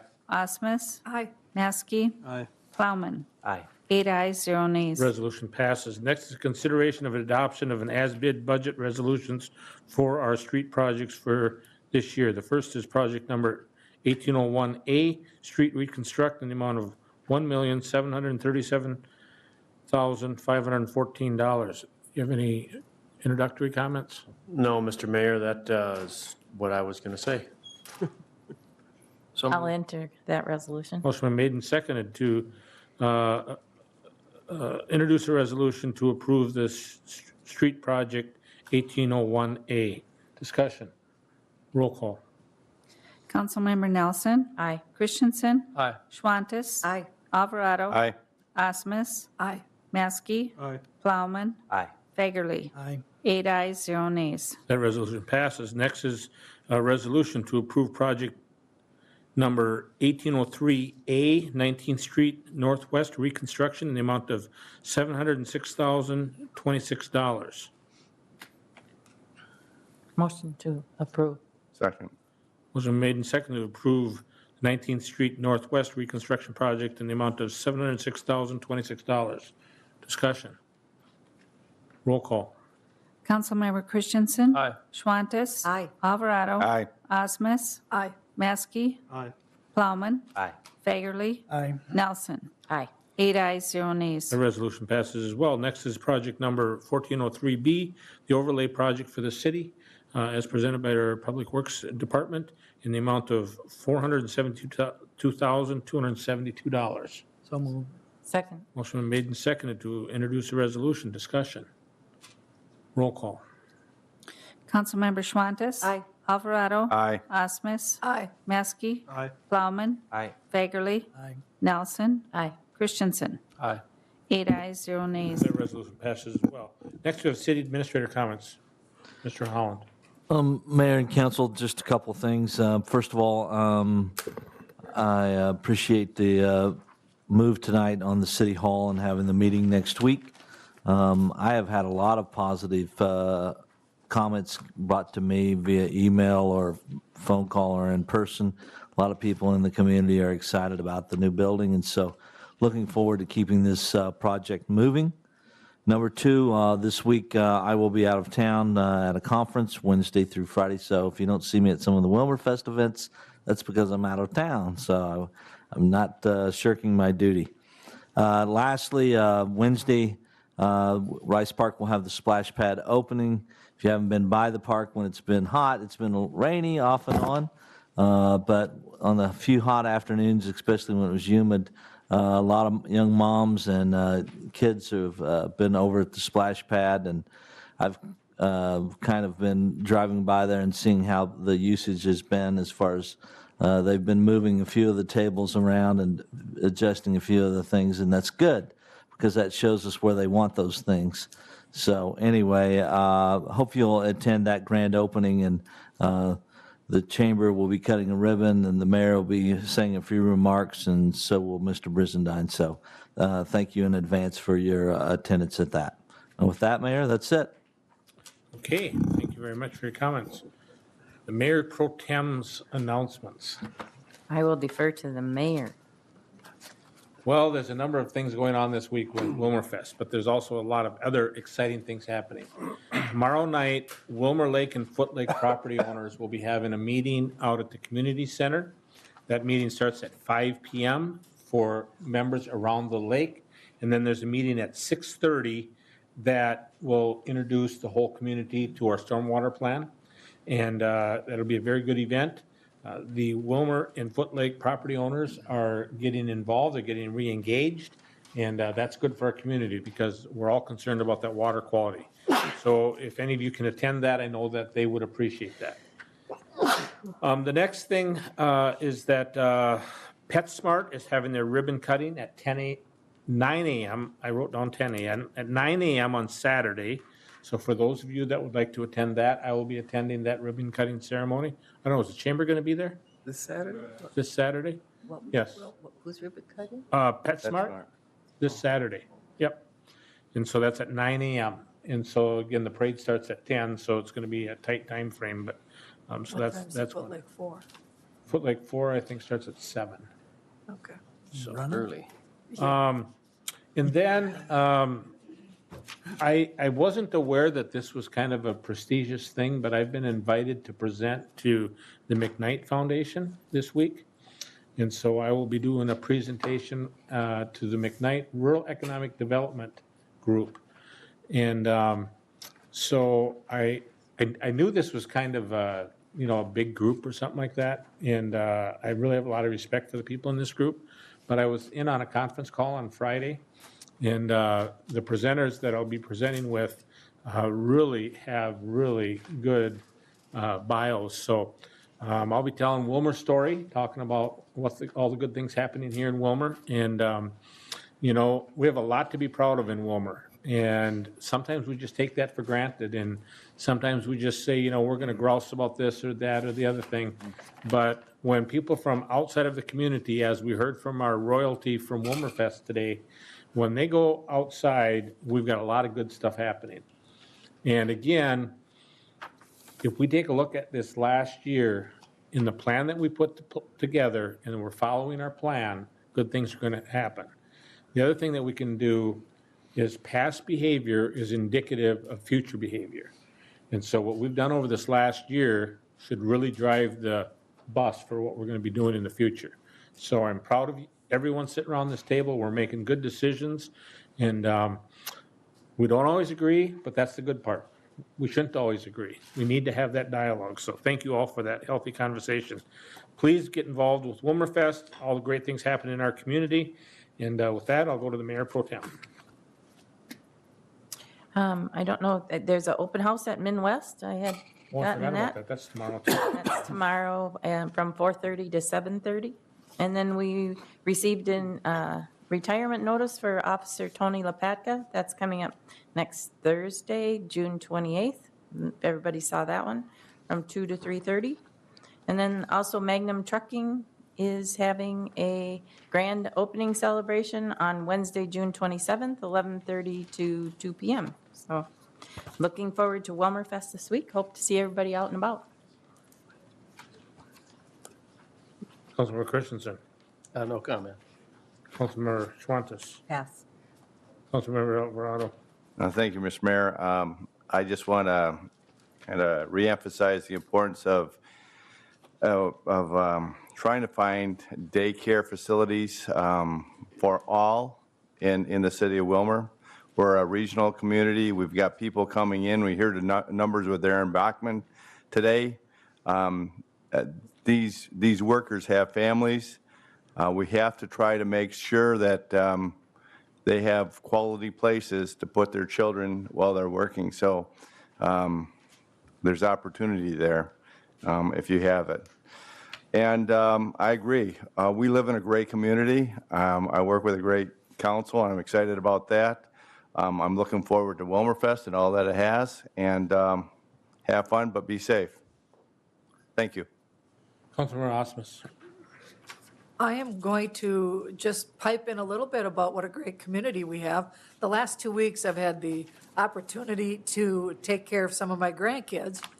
And some of the days were hot and some of the days were rainy. And we had activities to go to. We went to Miller Park a number of different times with the Growmobile, and they did crafts. And today it was maybe a little rainy, so we had a shelter to go underneath. Then, of course, on the hot days, we went to the Splash Park, which was fabulous. And I did bump into Dale Johnson, our old park and rec. He was there with his grandkids. And then we went to the village, which we're blessed that this community put together that facility. It's like a children's museum. Fun? Oh my, that was hours, spent hours. That's a great facility. And of course, we went to what we call the big playground. We went out to Robbins Island Park and went to the destination playground. And again, just had so much fun. And when that, after all of those days, I was just thinking, we are truly blessed. And that was a lot of fun things to be able to do with grandkids. And we've done that. And we should be proud of that. And it was fun. And I'm looking forward to Willmar Fest and the activities. Thank you. Councilmember Maskey. I'd say echo all of those same things, and the construction that's happening in the city is also great. And I'm really impressed with that sign when I went into Robbins Island the other day. Yes. Awesome. So kudos, wonderful place. Councilmember Plowman. Yeah, all those things and more. Everywhere I go every morning, Public Works is out working in the parks and working on smaller construction projects and taking care of any limbs that come down, and clearing storm drains and whatnot after all the heavy rains. And yeah, we got a good city. Keep pushing forward. Good things are going to happen. Councilmember Fagerly. Thank you, Mr. Mayor. I was just wondering if anyone heard on WCCO or in the newspaper, the federal government is giving away a lighthouse up in Duluth, Let's get it. and they'll move it at their expense to a public entity, and it's open for a year. If no one wants it, then they're gonna auction it off. But it's a little house, and then the lighthouse, you gotta give them an easement so they can maintain the beacon and the foghorn. So is it something we should look into to put it at Robbins Island? Let's go. Could you imagine what a conversation piece that would be? Let's do it. Mr. Holland will look into that, right? Who's giving it away? Federal government and Probably Army Duluth Corps or Army Corps of Engineer? something like that, yeah. I used to be in artillery. I can blow it up. What? That's not what they want. But yeah, we should check into it and see. Okay. That's it. Anything else? Nope. Okay. At this point, we will go into executive session. Councilmember Maskey. The agenda item for this meeting is labor negotiation strategy pursuant to Minnesota statute section 13B.03. This portion of the meeting will be closed pursuant to such statute upon a duly approved motion of the city council. I will now entertain a motion to close this portion of the meeting. Make a motion to close this portion of the meeting. Second. It's been moved and seconded. We are now in closed session. Only the city council and author.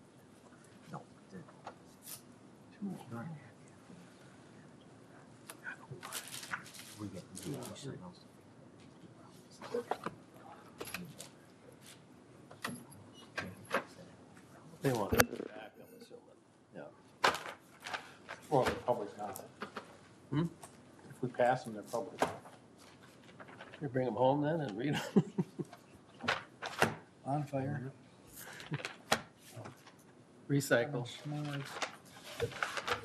Following a closed meeting, the city council is now open. The time is 9:40. I will now entertain a motion to approve the general unit contract. And Mr. Chair, and I'm sorry, I don't have it right in front of me, but is there a resolution number tied to that so we know exactly what resolution we're approving? Not that I see, sir. Oh, The general unit? sorry, Correct. something's coming down to me now. Okay. So, Mr. Chair, it'd be more appropriate to entertain a motion to approve Resolution 1880, which approves the general unit contract. I don't have any of those numbers in front of me, so we're going to ask for those for each one. I don't see 1880 here. So, which one is 1880? General unit. General unit. General unit. Not on here either. This is not helpful Okay, for me. let's do this. All right. Okay. Entertain a motion to approve the resolution 1880, the general unit contract. So move. Second. Discussion. Roll call. Councilmember Alvarado. Aye. Osmus. Aye. Maskey. Aye. Plowman. Aye. Fagerly. Aye. Nelson. Christensen, I'm going to abstain. Schwantes. Aye. 7 ayes, 0 nays, and 1 abstain. May I have the number for LELS, please? 1881. I will now entertain a motion to approve the LES Labor Agreement Resolution 1881. So move. Second. Discussion. Hearing none, roll call. Councilmember Osmus, Aye. Maskey, Aye. Plowman, Aye. Fagerly, Aye. Nelson, Aye. Christensen, Abstain. Schwantes, Aye. Alvarado. Aye. 7 ayes, 0 nays, 1 abstain. Could you give me the resolution number for Public Works, please? 1882. I'm just going to go on a limb, and can I guess the next one's 1883? I think you're right. Okay, perfect. I'll now entertain a motion to approve the Public Works Contract Resolution 1882. So moved. Second. Not yet. 1882. Any discussion on that contract? Hearing none, roll please. Councilmember Maskey, Aye. Plowman, Aye. Fagerly, Aye. Nelson, Aye. Christensen, Abstain. Schwantes, Aye. Alvarado, Aye. Osmus. Aye. 7 ayes, 0 nays, 1 abstain. I'll now entertain a motion to approve Resolution 1883, the Supervisor Unit Contract. So move. Second. It's been moved and seconded. Discussion. Hearing none, roll call please. Councilmember Plowman, Aye. Fagerly, Aye. Nelson, Aye. Christensen, Abstain. Schwantes, Aye. Alvarado, Aye. Osmus, Aye. Maskey. Aye. Somebody's got to represent Ward 2. All right. 7 ayes, 0 nays, 1 abstain. I'll now turn the gavel over to the mayor. Is there anything else to come before the council? Councilmember Schwantes. Thank you, Mr. Mayor. I would encourage us to have discussion on a future agenda in regard to an employee engagement process.